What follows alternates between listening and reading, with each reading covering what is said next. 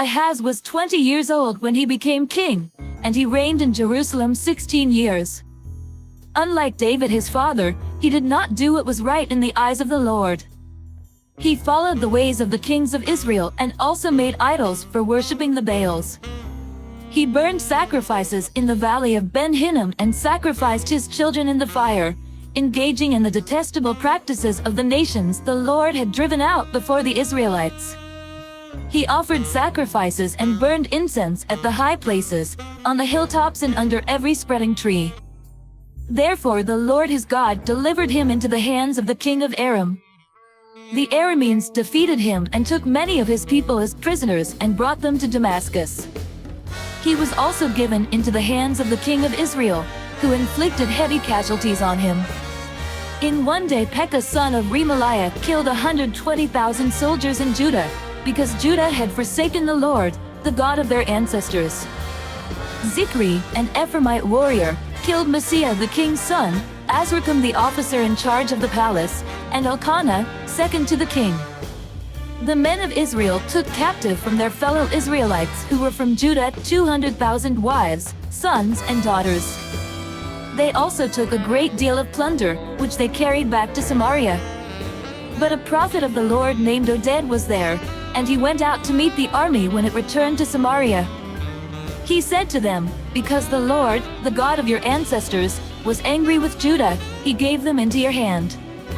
But you have slaughtered them in a rage that reaches to heaven. And now you intend to make the men and women of Judah and Jerusalem your slaves. But aren't you also guilty of sins against the Lord your God? Now listen to me.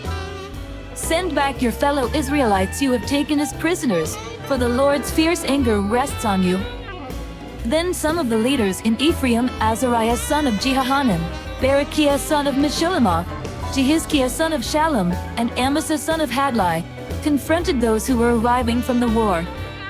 "You must not bring those prisoners here," they said, "or we will be guilty before the Lord. Do you intend to add to our sin and guilt? For our guilt is already great, and his fierce anger rests on Israel." So the soldiers gave up the prisoners and plunder in the presence of the officials and all the assembly. The men designated by name took the prisoners, and from the plunder they clothed all who were naked. They provided them with clothes and sandals, food and drink, and healing balm. All those who were weak they put on donkeys. So they took them back to their fellow Israelites at Jericho, the city of palms, and returned to Samaria.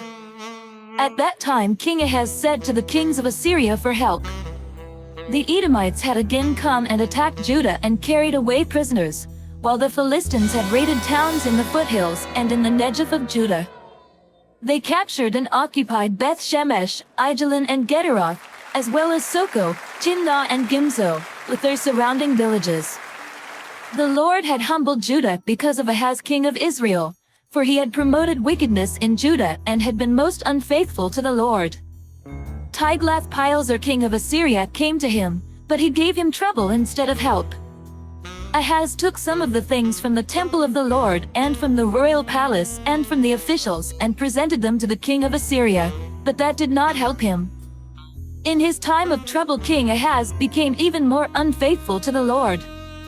He offered sacrifices to the gods of Damascus, who had defeated him, for he thought, "Since the gods of the kings of Aram have helped them, I will sacrifice to them so they will help me." But they were his downfall and the downfall of all Israel. Ahaz gathered together the furnishings from the temple of God and cut them in pieces. He shut the doors of the Lord's temple and set up altars at every street corner in Jerusalem. In every town in Judah he built high places to burn sacrifices to other gods and aroused the anger of the Lord, the God of his ancestors. The other events of his reign and all his ways, from beginning to end, are written in the book of the kings of Judah and Israel. Ahaz rested with his ancestors and was buried in the city of Jerusalem, but he was not placed in the tombs of the kings of Israel. And Hezekiah his son succeeded him as king.